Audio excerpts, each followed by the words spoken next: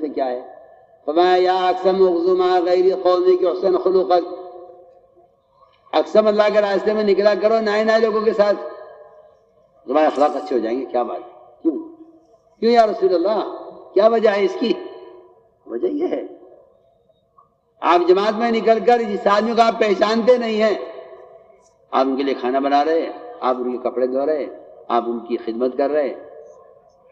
جی ہاں، خدمت، جب آپ نکلیں گے اللہ کے راستے میں تو آپ کے دل میں خدمت کرنا آئے گا۔ کھانا کون بنائے، روٹی کون پکائے، چولہا کون جلائے، لکڑی چن کر کون لائے، آپ سامنے فرمائے لکڑی چن کر میں لاؤں گا۔ سنیے آپ فرما رہے اللہ کے نبی لکڑی میں چن کر لاؤں گا، بکری کون کاٹے گا، گوشت کون بنائے گا۔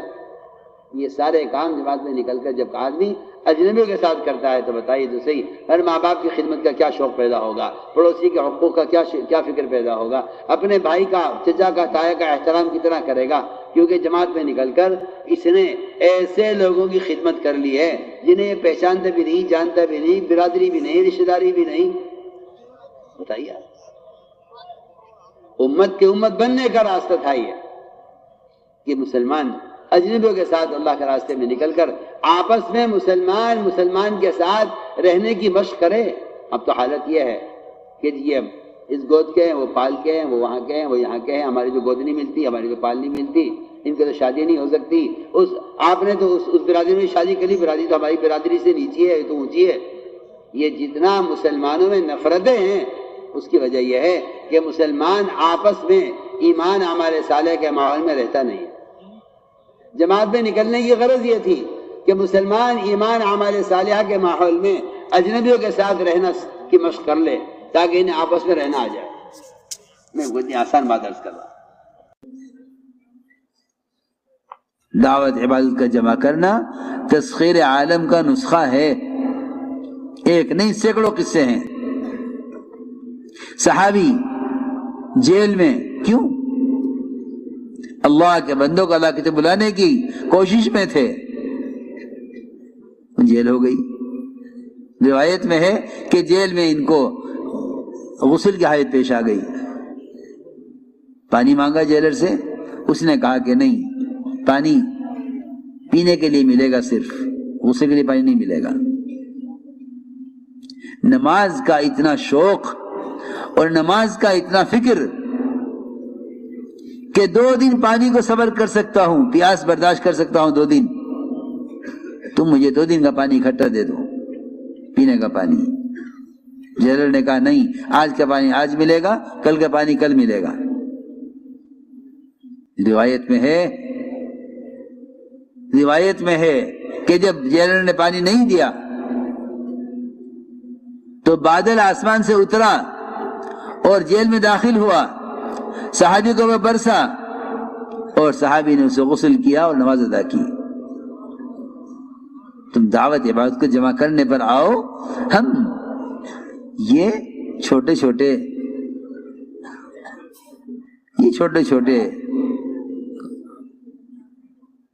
کائنات کے نقشے اور یہ چھوٹے چھوٹے انتہائی محتاج حکام، ان کے ہاتھ میں رکھا کیا ہے؟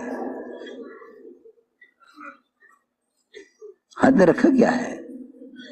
وہ تو جب کوئی اللہ کو بھلا دیتا ہے پھر وہ ان فقراء کی خوشامد کرتا ہے۔ انبیاء علیہ السلام نے آ کر سب سے پہلا کام یہ کیا کہ ان کی نظروں کو اپنے اللہ کے غیر سے اللہ کی ذات کی طرف پھیرا۔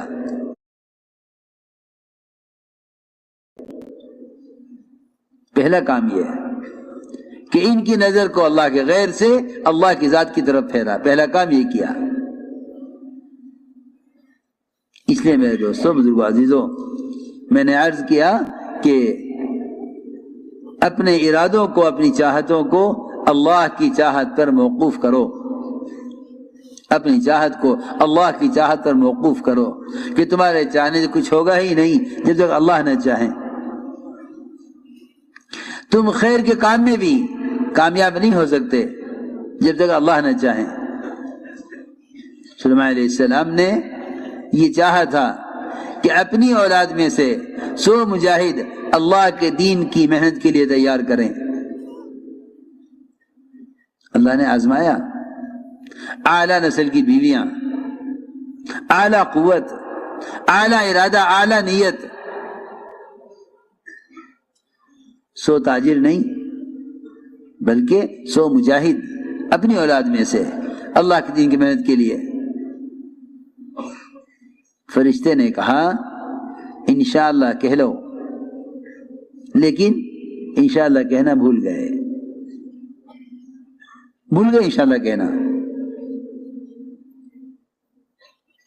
100 بیویوں سے صحبت کی، ایک کو حمل ٹھہرا، 99 بیویوں کا حمل نہیں ٹھہرا۔ کیوں؟ اور وہ ایک حمل بھی ضائع ہو گیا۔ اللہ نے دکھلایا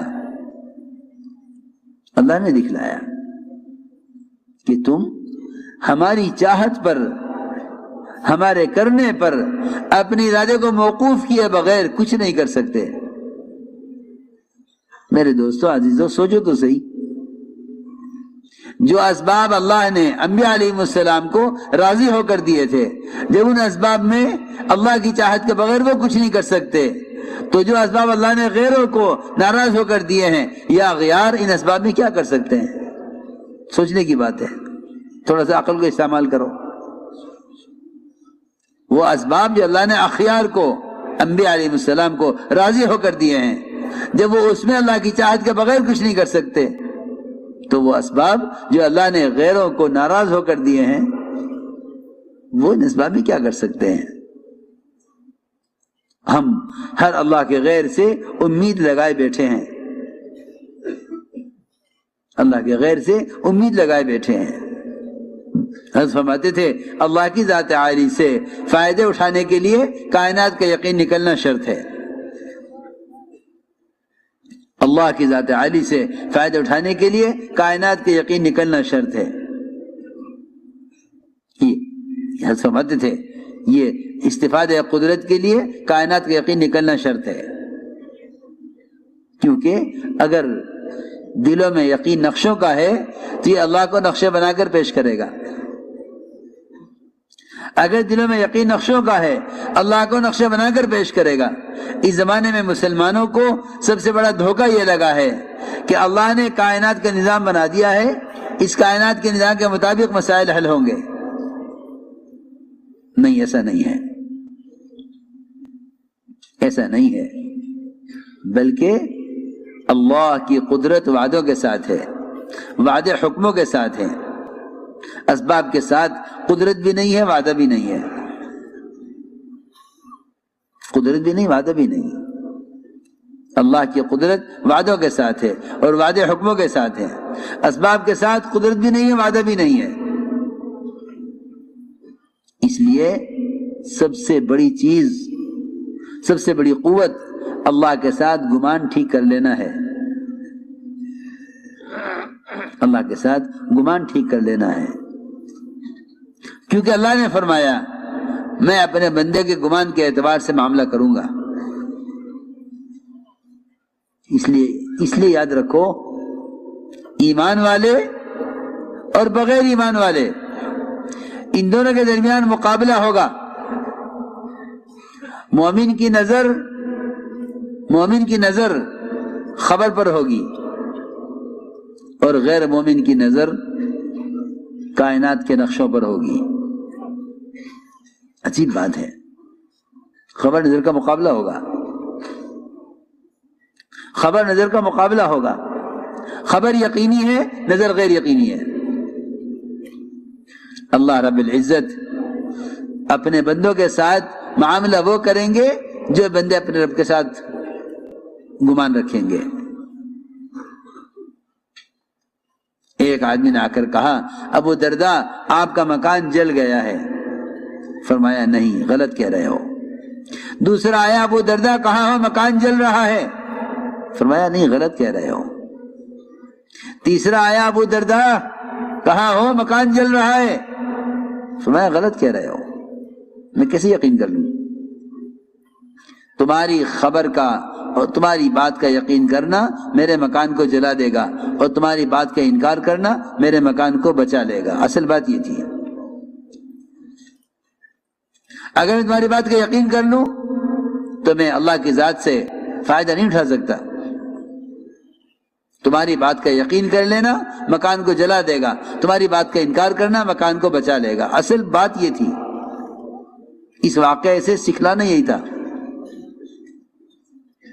کہ ابو درداء مکان جلا کے نہیں، اللہ نہیں جلائیں گے، اللہ نہیں جلائیں گے. تمہیں جلتا ہوا نظر بھی آ رہا ہو تب بھی اللہ نہیں جلائیں گے، کیونکہ میرا اللہ کی ذات کے ساتھ یقین یہ ہے.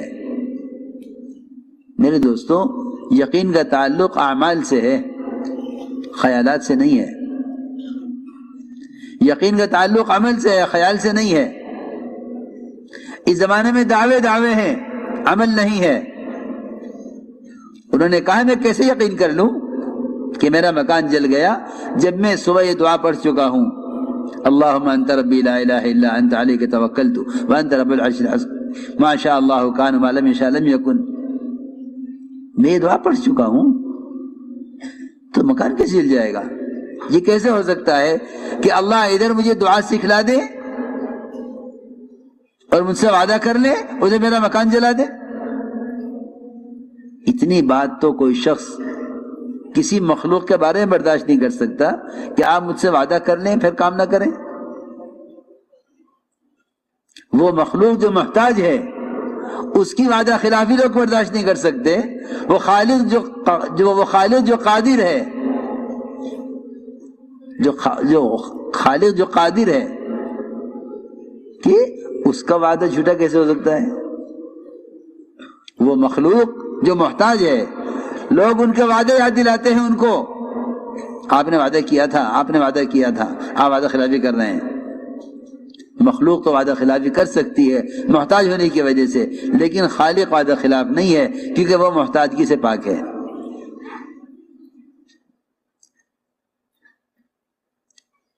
تین آدمی آ کر کہہ رہے مکان جل گیا، یہ ماننے کو تیار نہیں. ایک آدمی آ کر کہ ہاں ابو درداء مکان آگ لگی تھی لیکن تمہارے مکان پر آ کر بجھ گئی. کیوں بجھ گئی؟ بس میں شروع سے کہہ رہا ہوں کہ جو حالات پیش آتے ہیں لوگ کہتے ہیں اتفاق سے ہو گیا،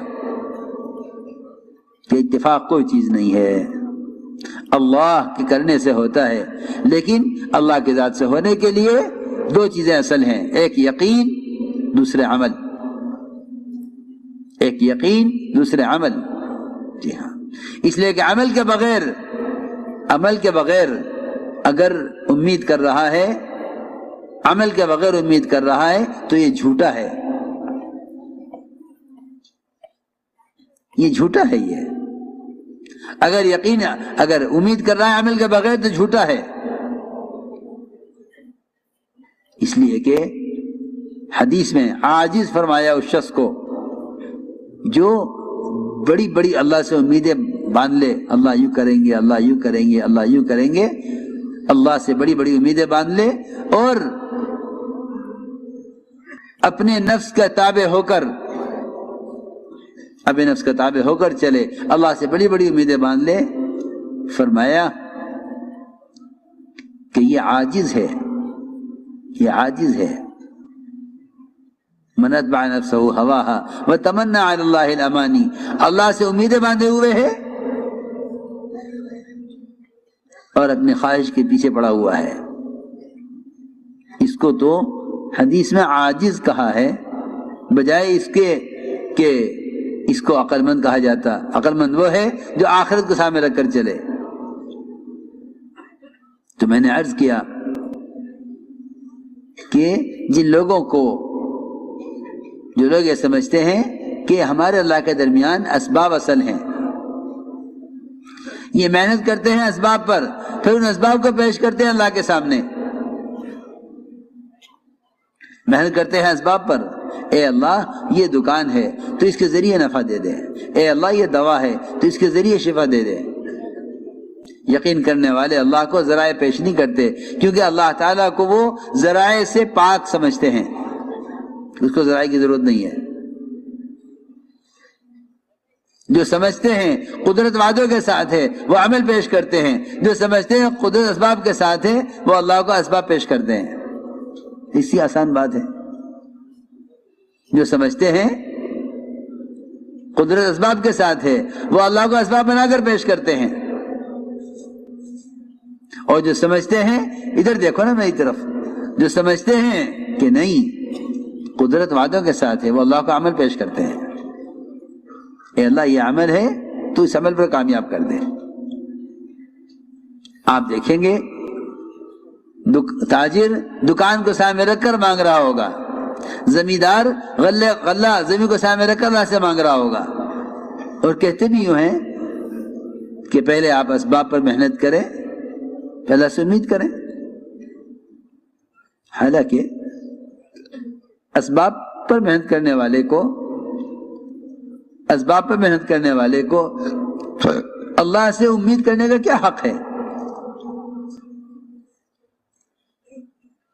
محنت کرے اسباب پر، امید کرے اللہ سے؟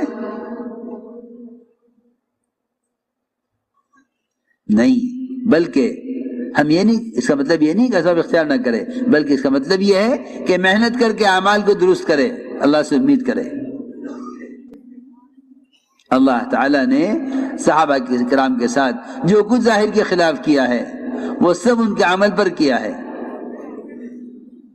عمل بنا کر پیش کر دیا. اللہ تعالیٰ نے ظاہر کے خلاف مددیں کی ہیں. صحابی پیشاب کر رہے، چوہا اشرفیہ لے کر آ رہا، صحابی پیشاب کر رہے، چوہا اشرفیہ لے کر آ رہا، نماز پڑھتے ہوئے نہیں، پیشاب کرتے ہوئے. تم عمل بناؤ، ہم تو تمہیں قضاء حاجت کے درمیان ہم تمہیں مال دے دیں گے، تم عمل بناؤ. لوگ اعمال بگاڑتے ہیں اسباب بنانے کے لیے، پھر اللہ تعالیٰ اسباب بگاڑتے ہیں عمل کے بگڑنے کی وجہ سے. اس لیے میرے دوستو عزیزو، سب سے بنیادی بات یہ ہے کہ اللہ کو بجائے اسباب پیش کرنے کے عمل پیش کرو. اللہ کو بجائے اسباب پیش کرنے کے عمل پیش کرو. 3 آدمی